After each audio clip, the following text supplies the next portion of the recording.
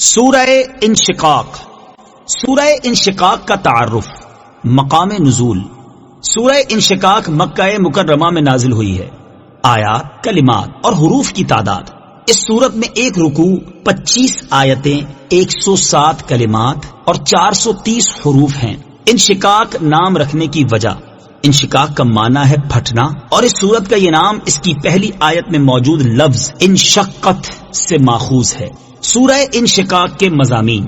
اس سورت کا مرکزی مضمون یہ ہے کہ اس میں قیامت کی ہولناکیاں بیان کی گئی ہیں، اور اس سورت میں یہ مضامین بیان ہوئے ہیں. نمبر 1، اس سورت کی ابتدا میں قیامت قائم ہوتے وقت کائنات میں ہونے والی بعض تبدیلیاں بیان کی گئیں. نمبر 2، یہ بتایا گیا کہ ہر انسان مرنے کے بعد اللہ تعالیٰ کی بارگاہ میں حاضر ہو کر اپنے اعمال کا حساب ضرور دے گا اور اپنے اعمال کے مطابق جزا یا سزا پائے گا. نمبر 3، یہ بیان کیا گیا کہ قیامت کے دن جن لوگوں کو اعمال نامہ دائیں ہاتھ میں دیا جائے گا تو ان سے آسان حساب لیا جائے گا اور وہ اپنے جنتی گھر والوں کی طرف خوشی خوشی لوٹے گا، اور جنہیں اعمال نامہ پیٹھ کے پیچھے سے دیا جائے گا تو وہ عذاب سے چھٹکارا پانے کے لیے موت مانگیں گے اور انہیں جہنم کی بھڑکتی آگ میں ڈال دیا جائے گا. نمبر 4، شفق، رات اور چاند کی قسم ذکر کر کے فرمایا گیا کہ قیامت کے دن مشرکین ہولناک امور اور مشکل ترین احوال کا سامنا کریں گے. نمبر 5، اس سورت کے آخر میں کفار و مشرکین اور ملحدوں وغیرہ کی ایمان قبول نہ کرنے پر سرزنش کی گئی اور دردناک عذاب سے ڈرایا گیا،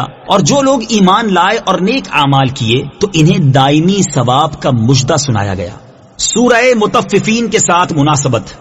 سورہ انشقاق کی اپنے سے ماقبل سورت مطففین کے ساتھ مناسبت یہ ہے کہ سورہ مطففین میں اعمال نامہ لکھنے والے فرشتوں کا ذکر کیا گیا ہے، اور اس سورت میں اعمال نامہ لوگوں کے ہاتھ میں دیے جانے کا ذکر ہے. بسم اللہ الرحمن الرحیم.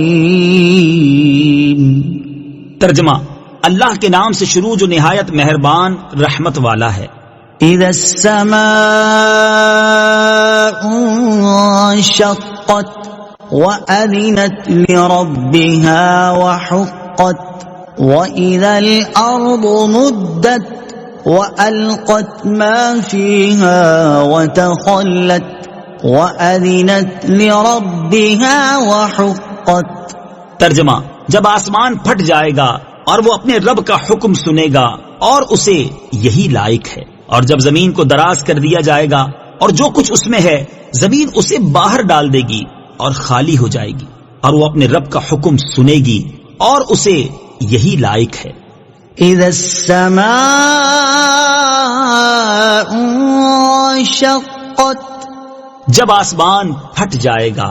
تفسیر صراط الجنان میں ہے. اس آیت اور اس کے بعد والی 4 آیات کا خلاصہ یہ ہے کہ قیامت قائم ہونے کے وقت جب آسمان پھٹ جائے گا اور وہ اپنے پھٹنے کے بارے میں اپنے رب عز و جل کا حکم سنے گا اور اس کی اطاعت کرے گا، اور اسے یہی لائق ہے کہ وہ اپنے رب عز و جل کا حکم سنے اور اس کی اطاعت کرے. اور جب زمین کو برابر کر کے دراز کر دیا جائے گا اور اس پر کوئی عمارت اور کوئی پہاڑ باقی نہ رہے گا، اور زمین اپنے اندر موجود سب خزانے اور مردے باہر ڈال دے گی اور خزانوں اور مردوں سے خالی ہو جائے گی، اور وہ اپنے اندر کی چیزیں باہر پھینک دینے کے بارے میں اپنے رب عز و جل کا حکم سنے گی اور اس کی اطاعت کرے گی، اور اسے یہی لائق ہے کہ وہ اپنے رب عز و جل کا حکم سنے اور اس کی اطاعت کرے، تو اس وقت انسان اپنے عمل کا نتیجہ ثواب اور عذاب کی صورت میں دیکھ لے گا. یا ایھا الانسان انک کادح الی ربک کدحا فملاقیہ. ترجمہ: اے انسان، بے شک تو اپنے رب کی طرف دوڑنے والا ہے، پھر اس سے ملنے والا ہے. یا ایھا الانسان، اے انسان. تفسیر صراط الجنان میں ہے. اس آیت کا مفہوم یہ ہے کہ اے انسان، تو اپنی موت آنے تک اچھے یا برے عمل کرنے میں محنت و مشقت کرتا رہتا ہے، پھر مرنے کے بعد تجھے اللہ تعالیٰ کی بارگاہ میں اپنے اعمال کا حساب دینے کے لیے ضرور حاضر ہونا ہے، اور تو نے دنیا میں جیسے عمل کیے ہوں گے انہی کے مطابق تمہیں اس کی بارگاہ سے جزا ملے گی. اللہ تعالیٰ کو راضی کرنے والے عمل کریں اور ناراض کرنے والے اعمال سے بچیں۔ ہر انسان کو چاہیے کہ وہ اس آیت میں غور کرے اور اپنے اعمال کا محاسبہ کرے اور موت آنے سے پہلے ایسے عمل کر لے جن کے ذریعے وہ اللہ تعالیٰ کی ناراضی سے نجات پا جائے اور اسے اللہ تعالیٰ کی رضا حاصل ہو جائے، اور ایسے عمل کرنے سے خود کو بچا لے جن کی وجہ سے اللہ تعالیٰ اس سے ناراض ہو جائے اور وہ ہلاکت میں پڑ جائے۔ اگر وہ ایسا کرے گا تو اس میں اسی کا بھلا اور فائدہ ہے، اور نہیں کرے گا تو سراسر نقصان بھی اسی کا ہے، جیسا کہ اللہ تعالیٰ ارشاد فرماتا ہے، من كفر فعليه كفره ومن عمل صالحا فلأنفسهم يمهدون۔ ترجمہ، جس نے کفر کیا تو اس کے کفر کا وبال اسی پر ہے، اور جو اچھا کام کریں وہ اپنے ہی کے لیے تیاری کر رہے ہیں۔ اور ارشاد فرماتا ہے، وَمَن جَاهَدَ فَإِنَّمَا يُجَاهِدُ لِنَفْسِهِ إِنَّ اللَّهَ لَغَنِيٌّ عَنِ الْعَالَمِينَ۔ ترجمہ، اور جو کوشش کرے تو اپنے ہی فائدے کے لیے کوشش کرتا ہے، بے شک اللہ سارے جہان سے بے پرواہ ہے۔ اور جنہوں نے اللہ تعالیٰ کو ناراض کرنے والے عمل کیے ان کے بارے میں ارشاد فرماتا ہے، فَكَيْفَ إِذَا تَوَفَّتْهُمُ الْمَلَائِكَةُ يَضْرِبُونَ وُجُوهَهُمْ وَأَدْبَارَهُمْ ذَلِكَ بِأَنَّهُمُ اتَّبَعُوا مَا أَسْخَطَ اللَّهَ وَكَرِهُوا رِضْوَانَهُ فَأَحْبَطَ أَعْمَالَهُمْ۔ ترجمہ، تو ان کا کیسا حال ہوگا جب فرشتے ان کے منہ اور ان کی پیٹھوں پر ضربے مارتے ہوئے ان کی روح قبض کریں گے۔ یہ اس لیے ہے کہ انہوں نے اللہ کو ناراض کرنے والی بات کی پیروی کی اور انہوں نے اللہ کی خوشنودی کو پسند نہ کیا، تو اس نے ان کے اعمال ضائع کر دیے۔ اللہ تعالی ہمیں اپنی رضا والے کام کرنے کی اور ناراض کر دینے والے کاموں سے بچنے کی توفیق عطا فرمائے، آمین۔ فَأَمَّا مَنْ أُوتِيَ كِتَابَهُ بِيَمِينِهِ فَسَوْفَ يُحَاسَبُ حِسَابًا يَسِيرًا وَيَنقَلِبُ إِلَىٰ أَهْلِهِ مَسْرُورًا۔ ترجمہ، تو جسے اس کا نامہ اعمال اس کے دائیں ہاتھ میں دیا جائے گا تو عنقریب اس سے آسان حساب لیا جائے گا اور وہ اپنے گھر والوں کی طرف خوشی خوشی پلٹے گا۔ فَأَمَّا مَنْ أُوتِيَ كِتَابَهُ بِيَمِينِهِ، تو جسے اس کا نامہ اعمال اس کے دائیں ہاتھ میں دیا جائے گا۔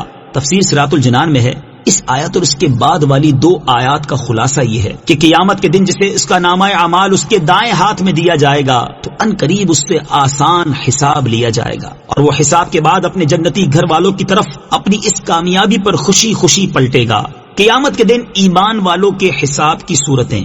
یاد رہے کہ قیامت کے دن بعض اہل ایمان ایسے ہوں گے کہ جنہیں اعمال نامہ دیا ہی نہیں جائے گا اور وہ بغیر حساب کتاب کے سیدھے جنت میں چلے جائیں گے، اور بعض اہل ایمان ایسے ہوں گے کہ جب وہ اللہ تعالیٰ کی بارگاہ میں حاضر ہوں گے تو ان سے تحقیق اور جرح والا حساب نہیں ہوگا، بلکہ صرف ان کے اعمال ان پر پیش کیے جائیں گے۔ وہ اپنی نیکیوں اور گناہوں کو پہچانیں گے، پھر انہیں نیکیوں پر ثواب دیا جائے گا اور ان کے گناہوں سے درگزر کیا جائے گا۔ یہ وہ آسان حساب ہے جس کا اس آیت میں ذکر ہے کہ نہ شدید اعتراضات کر کے اعمال کی تنقیح ہو، نہ یہ کہا جائے کہ ایسا کیوں کیا، نہ عذر طلب کیا جائے، نہ اس پر حجت قائم کی جائے، کیونکہ جس سے مطالبہ کیا گیا تو اسے کوئی عذر ہاتھ آئے گا اور نہ وہ کوئی حجت پائے گا، اس طرح وہ رسوا ہو جائے گا۔ اور بعض اہل ایمان ایسے ہوں گے کہ جب وہ اللہ تعالیٰ کی بارگاہ میں پیش ہوں گے تو ان کے ہر عمل کی پوچھ گچھ ہوگی، ان کا کوئی گناہ نظر انداز نہیں کیا جائے گا، اور انہیں برے اعمال کی سزا کاٹنے کے لیے ایک مخصوص مدت تک جہنم میں ڈال دیا جائے گا۔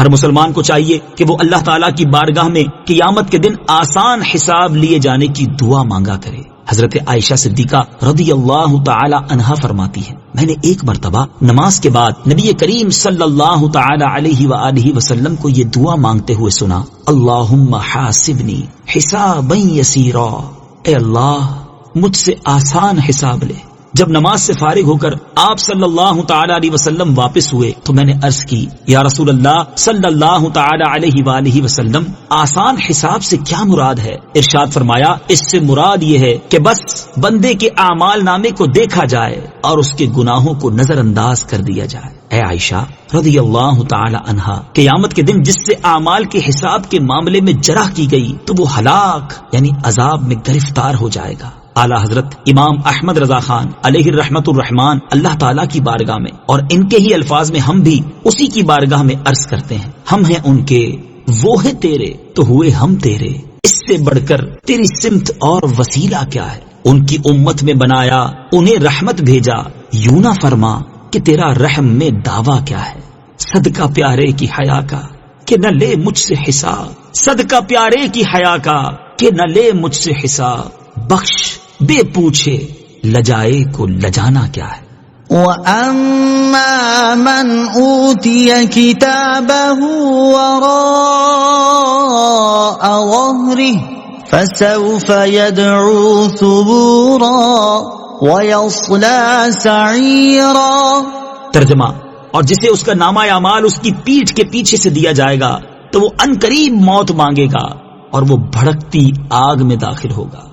وَأَمَّا مَنْ أُوتِيَ كِتَابَهُ وَرَاءَ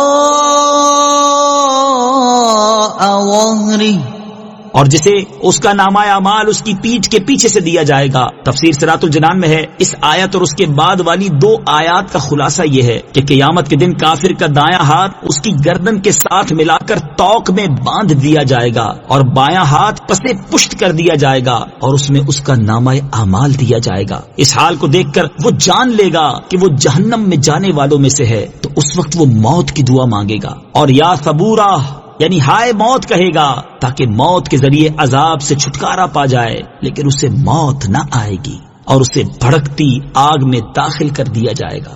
بائیں ہاتھ میں اعمال نامہ ملنے والوں کا حال، بائیں ہاتھ میں اعمال نامہ ملنے والوں کا حال بیان کرتے ہوئے ایک اور مقام پر اللہ تعالیٰ نے ارشاد فرمایا، وَأَمَّا مَنْ أُوتِيَ كِتَابَهُ بِشِمَالِهِ فَيَقُولُ يَا لَيْتَنِي لَمْ أُوتَ كِتَابِيَهْ وَلَمْ أَدْرِ مَا حِسَابِيَهْ يَا لَيْتَهَا كَانَتِ الْقَاضِيَةَ مَا أَغْنَى عَنِّي مَالِيَهْ هلك عني سلطانيه خذوه فغلوه ثم الجحيم صلوه ثم في سلسلة ذرعها 70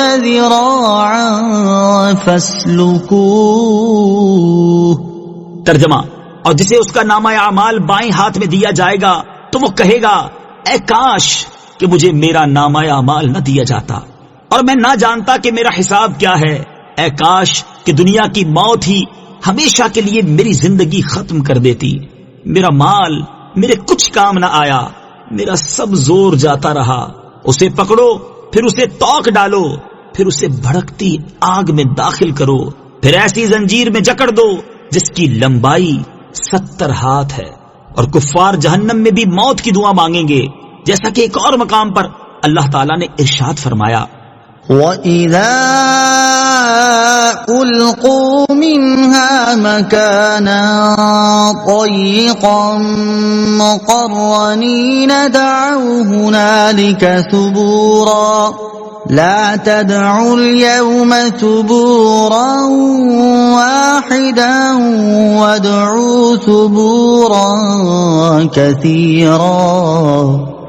ترجمہ، اور جب انہیں اس آگ کی کسی تنگ جگہ میں زنجیروں میں جکڑ کر ڈالا جائے گا تو وہاں موت مانگیں گے، فرمایا جائے گا آج ایک موت نہ مانگو اور بہت سی موتیں مانگو۔ اللہ تعالی ہمارے ایمان کی حفاظت فرمائے اور ایمان پر ہی خاتمہ نصیب فرمائے، اور قیامت کی ہولناکیوں اور جہنم کے عذابات کی شدتوں سے ہمیں نجات عطا فرمائے، آمین۔ إنه كان في أهله مسرورا إنه ظن أن لن يحور بلى إن ربه كان به بصيرا. ترجمہ: بے شک وہ اپنے گھر میں خوش تھا، اس نے سمجھا کہ وہ واپس نہیں لوٹے گا. ہاں کیوں نہیں، بے شک اس کا رب اسے دیکھ رہا ہے. إنه كان في أهله مسرورا. بے شک وہ اپنے گھر میں خوش تھا. تفسیر صراط الجنان میں ہے. اس آیت اور اس کے بعد والی 2 آیات کا خلاصہ یہ ہے کہ قیامت کے دن کافر کا یہ حال اس لیے ہوگا کہ وہ دنیا کے اندر اپنے گھر میں اپنی خواہشوں، شہوتوں، تکبر اور غرور میں خوش تھا. اس نے یہ سمجھ رکھا تھا کہ وہ اپنے رب عز و جل کی طرف نہیں لوٹے گا اور وہ مرنے کے بعد اٹھایا نہ جائے گا، اور جیسا اس نے گمان کیا تھا در حقیقت ویسا ہرگز نہیں ہے، بلکہ وہ ضرور اپنے رب عز و جل کی طرف لوٹے گا اور مرنے کے بعد اسے اٹھایا جائے گا اور اس کے اعمال کا حساب کیا جائے گا. بے شک اس کا رب عز و جل اس کے کفر اور تمام گناہوں کو دیکھ رہا ہے اور اس کا کوئی عمل اللہ تعالیٰ سے پوشیدہ نہیں، لہذا وہ بہرحال اللہ تعالیٰ کی طرف لوٹے گا اور اپنے اعمال کی جزا پائے گا. آخرت سے غفلت اور بے فکری انتہائی نقصان دہ ہے. اس سے معلوم ہوا کہ جو شخص دنیا کی رنگینیوں میں مشغول ہو کر اپنی آخرت سے غافل اور بے فکر ہو جائے اور اس کی بہتری کے لیے کوشش نہ کرے تو وہ آخرت میں بہت نقصان اٹھائے گا، اور ایسا شخص دنیا میں بھی نقصان ہی اٹھاتا ہے. جیسا کہ حضرت انس بن مالک رضی اللہ تعالی عنہ سے روایت ہے، نبی کریم صلی اللہ تعالی علیہ وسلم نے ارشاد فرمایا، جسے آخرت کی فکر ہو اللہ تعالیٰ اس کا دل غنی کر دیتا ہے اور اس کے بکھرے ہوئے کاموں کو جمع کر دیتا ہے، اور دنیا اس کے پاس ذلیل لونڈی بن کر آتی ہے. اور جسے دنیا کی فکر ہو اللہ تعالیٰ محتاجی اس کی دونوں آنکھوں کے سامنے کر دیتا ہے، اس کے جمع شدہ کاموں کو منتشر کر دیتا ہے، اور دنیا کے مال سے بھی اسے اتنا ہی ملتا ہے جتنا اس کے لیے مقدر ہے. اللہ تعالیٰ ہمیں دنیا کے عیش و عشرت میں کھو کر اپنی آخرت سے غافل اور بے فکر ہونے سے بچائے اور اپنی آخرت بہتر بنانے کے لیے خوب کوشش کرنے کی توفیق عطا فرمائے. آمین. فلا اقسم بالشفق واللیل وما وسق والقمر اذا اتسق. ترجمہ: تو مجھے شام کے اجالے کی قسم ہے اور رات کی اور ان چیزوں کی جنہیں رات جمع کر دیتی ہے، اور چاند کی جب اس کا نور پورا ہو جائے. فلا اقسم بالشفق. تو مجھے شام کے اجالے کی قسم ہے. تفسیر صراط الجنان میں ہے، اس آیت سے اللہ تعالیٰ نے اپنی پیدا کی ہوئی چند چیزوں کی قسم ارشاد فرمائی ہے تاکہ لوگ ان میں غور و فکر کر کے عبرت حاصل کرنے کی طرف مائل ہوں. شفق سے کیا مراد ہے؟ تفسیر صراط الجنان میں ہے، امام اعظم ابو حنیفہ رضی اللہ تعالیٰ عنہ کے نزدیک شفق سے مراد وہ اجالا ہے جو مغرب کی جانب سرخی ختم ہونے کے بعد شمال اور جنوب کی طرف نمودار ہوتا ہے، اور اس اجالے کے غائب ہونے پر آپ رضی اللہ تعالیٰ عنہ کے نزدیک مغرب کی نماز کا وقت ختم ہوتا اور عشاء کی نماز کا وقت شروع ہوتا ہے. اور یہی کثیر صحابہ کرام رضی اللہ تعالیٰ عنہم، اکابر تابعین اور تبع تابعین کا قول ہے. اور بعض علماء شفق سے وہی سرخی مراد لیتے ہیں جو سورج غروب ہونے کے بعد افق میں نمودار ہوتی ہے. واللیل وما وسق. اور رات کی اور ان کی جنہیں رات جمع کر دیتی ہے. تفسیر صراط الجنان میں ہے، یعنی رات کی قسم اور ان چیزوں کی قسم جنہیں رات جمع کر دیتی ہے. ان چیزوں سے مراد یا تو جانور ہیں جو کہ دن میں منتشر ہوتے ہیں اور رات میں اپنے آشیانوں اور ٹھکانوں کی طرف چلے آتے ہیں، یا ان سے مراد وہ اعمال ہیں جو رات میں کیے جاتے ہیں جیسے تہجد کی نماز کہ یہ رات میں ادا کی جاتی ہے، یا ان سے مراد تاریکی اور ستارے ہیں کہ یہ رات میں جمع ہوتے ہیں. والقمر اذا اتسق. اور چاند کی جب پورا ہو جائے. تفسیر صراط الجنان میں ہے، یعنی چاند کی قسم جب وہ پورا ہو جائے اور اس کا نور کامل ہو جائے. چاند کا نور ایام 20 یعنی قمری مہینے کی 13ویں، 14ویں اور 15ویں تاریخ میں کامل ہوتا ہے. لتركبن طبقا عن طبق فما لهم لا يؤمنون. ترجمہ: ضرور تم ایک حال کے بعد دوسرے حال کی طرف چڑھو گے تو انہیں کیا ہوا کہ وہ ایمان نہیں لاتے. لتركبن طبقا عن طبق. ضرور تم ایک حال کے بعد دوسرے حال کی طرف چڑھو گے تفسیر صراط الجنان میں ہے، یہ اس سے اوپر آیات میں مذکور قسموں کا جواب ہے۔ بعض مفسرین کے نزدیک اس آیت میں عام انسانوں سے خطاب ہے، اور ایک منزل سے دوسری منزل کی طرف چڑھنے سے مراد یہ ہے کہ اے لوگو، تمہیں ایک حال کے بعد دوسرا حال پیش آئے گا۔ ان احوال کے بارے میں حضرت عبداللہ ابن عباس رضی اللہ تعالی عنہما نے فرمایا کہ پہلے موت کی سختیوں اور ہولناکیوں میں مبتلا ہونا، پھر مرنے کے بعد اٹھنا، اور پھر حساب کی جگہ میں پیش ہونا مراد ہے۔ اور یہ بھی کہا گیا ہے کہ انسان کے حالات میں مختلف درجے ہیں، کہ ایک وقت وہ دودھ پیتا بچہ ہوتا ہے، پھر اس کا دودھ چھوٹتا ہے، پھر اس کے لڑکپن کا زمانہ آتا ہے، پھر وہ جوان ہوتا ہے، پھر اس کی جوانی ڈھلتی ہے، اور پھر وہ بوڑھا ہو جاتا ہے۔ بعض مفسرین کے نزدیک اس آیت میں خاص نبی کریم صلی اللہ تعالی علیہ وسلم سے خطاب ہے، اور ایک منزل سے دوسری منزل کی طرف چڑھنے سے مراد یہ ہے کہ ایک آسمان سے دوسرے آسمان کی طرف چڑھیں گے، اور اللہ تعالیٰ نے اپنے حبیب صلی اللہ تعالی علیہ وآلہ وسلم کے ساتھ ایسا کیا کہ آپ معراج کی رات ایک آسمان پر تشریف لے گئے، پھر دوسرے آسمان پر، اسی طرح درجہ بدرجہ اور مرتبہ بمرتبہ آپ صلی اللہ تعالی علیہ وآلہ وسلم اللہ تعالیٰ کے قرب کی منازل میں پہنچے۔ حضرت عبداللہ ابن عباس رضی اللہ تعالی عنہما سے مروی ہے کہ اس آیت میں نبی کریم صلی اللہ تعالی علیہ وآلہ وسلم کا حال بیان فرمایا گیا ہے، اور اس آیت کے معنی یہ ہے کہ آپ کفار کی سرکشی اور ان کے جھٹلانے کی وجہ سے غمگین نہ ہوں، آپ کو مشرکین پر فتح اور کامیابی حاصل ہوگی، اور آپ کا انجام بہت بہتر ہوگا۔ فما لهم لا يؤمنون،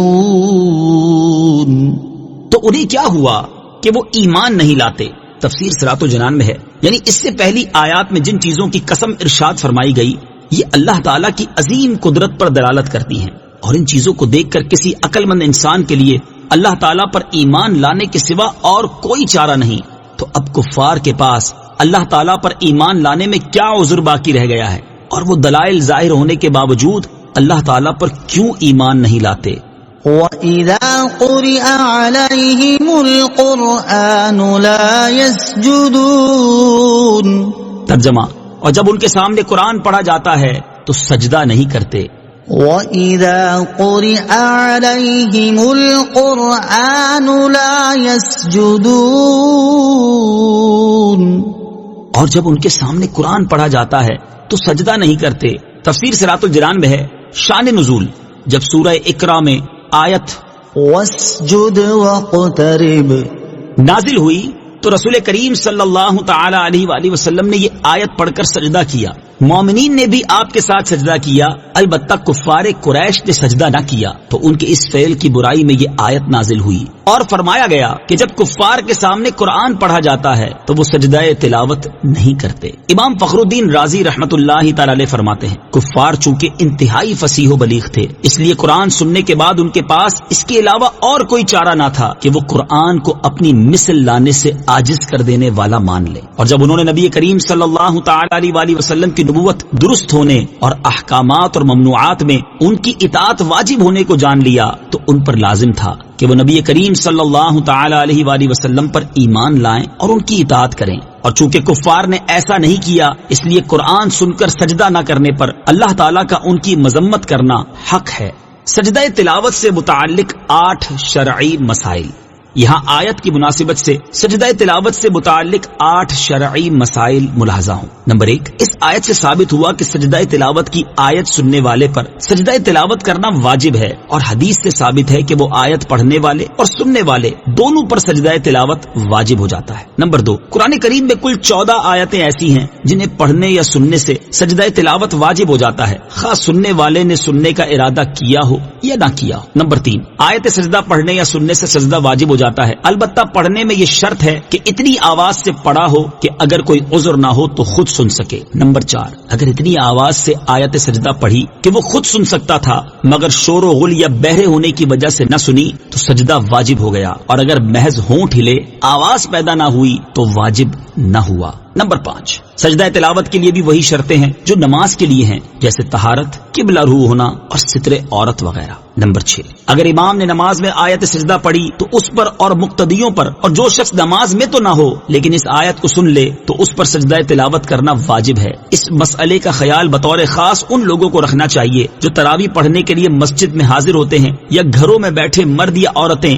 امام کی تلاوت کو سن رہے ہوتے ہیں۔ البتہ آیت سجدہ سننے سے عورت پر سجدہ تلاوت اس صورت میں واجب ہوگا کہ وہ اس وقت جنابت، حیض یا نفاس کی حالت میں نہ ہو۔ نمبر 7، سجدے کی جتنی آیتیں پڑھی جائیں گی اتنے ہی سجدے واجب ہوں گے، اور اگر ایک ہی آیت ایک مجلس میں بار بار پڑھی گئی تو ایک ہی سجدہ واجب ہوگا۔ نمبر 8، سجدے کا مسنون طریقہ یہ ہے کہ کھڑا ہو کر اللہ اکبر کہتا ہوا سجدہ میں جائے اور کم سے کم 3 بار سبحان ربی الاعلی کہے، پھر اللہ اکبر کہتا ہوا کھڑا ہو جائے۔ سجدہ تلاوت کے شروع اور آخر میں دونوں بار اللہ اکبر کہنا سنت ہے، اور کھڑے ہو کر سجدے میں جانا اور سجدے کے بعد کھڑا ہونا یہ دونوں قیام مستحب ہیں۔ نوٹ: سجدہ تلاوت کے بارے میں مزید معلومات حاصل کرنے کے لیے بہار شریعت جلد نمبر 1 حصہ نمبر 4 سے سجدہ تلاوت کا بیان مطالعہ فرمائیں۔ بل الذین کفروا یکذبون واللہ اعلم بما یوعون فبشرهم بعذاب علیم إلا الذين آمنوا وعملوا الصالحات لهم أجر غير ممنون۔ ترجمہ: بلکہ کافر جھٹلا رہے ہیں اور اللہ خوب جانتا ہے جو وہ اپنے دلوں میں رکھتے ہیں، تو تم انہیں دردناک عذاب کی بشارت سنا دو۔ مگر جو ایمان لائے اور انہوں نے اچھے اعمال کیے ان کے لیے وہ ثواب ہے جو کبھی ختم نہیں ہوگا۔ بل الذین کفروا یکذبون،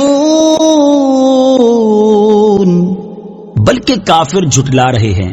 تفسیر صراط الجنان میں ہے، اس آیت اور اس کے بعد والی 3 آیات کا خلاصہ یہ ہے کہ جن دلائل کی وجہ سے ایمان لانے کے علاوہ اور کوئی چارہ نہیں رہتا وہ اگرچہ ظاہر ہیں، لیکن کفار قرآن کی آیات کو اور مرنے کے بعد دوبارہ زندہ کیے جانے کو اپنے باپ دادا کی پیروی کی وجہ سے یا حسد کی وجہ سے یا اس خوف کی وجہ سے جھٹلا رہے ہیں کہ اگر انہوں نے ایمان قبول کر لیا تو ان کا دنیاوی منصب اور دنیا کے فوائد ختم ہو جائیں گے، اور اللہ تعالیٰ اسے خوب جانتا ہے۔ جو کفر و شرک اور نبی کریم صلی اللہ تعالی علیہ وآلہ وسلم کو جھٹلانا وہ اپنے دلوں میں محفوظ رکھتے ہیں، تو اے پیارے حبیب صلی اللہ تعالی علیہ وآلہ وسلم تم انہیں ان کے کفر اور عناد پر دردناک عذاب کی بشارت سنا دو۔ مگر ان میں سے جو لوگ کفر سے توبہ کر کے سچے دل سے ایمان لے آئے اور انہوں نے اچھے اعمال کیے تو ان کے لیے آخرت میں وہ ثواب ہے جو کبھی ختم نہیں ہوگا بلکہ ہمیشہ رہے گا۔ کفار کی حالت سامنے رکھتے ہوئے مسلمان بھی اپنے حال پر غور کریں۔ اس سے معلوم ہوا کہ کفار کے ایمان قبول نہ کرنے کی ایک وجہ یہ تھی کہ انہیں اپنے دنیاوی منصب چھن جانے اور دنیا کے وہ فوائد ختم ہو جانے کا خوف تھا جو انہیں حاصل تھے۔ کفار کے اسی خوف کو سامنے رکھتے ہوئے ان مسلمانوں کو بھی اپنی حالت پر غور کرنا چاہیے جو دنیا کی عزت، وجاہت، دولت اور مرتبے ختم ہونے کے خوف سے اسلام کی تعلیمات اور اس کے احکامات پر عمل کرنے سے خود بھی دور بھاگتے ہیں اور اپنی اولادوں کو بھی دور رکھتے ہیں، اور فقط کبھی کبھار نماز پڑھ لینا یا تھوڑا بہت اللہ اللہ کر لینا اپنی اخروی نجات کے لیے کافی سمجھتے ہیں۔ صدق اللہ العظیم۔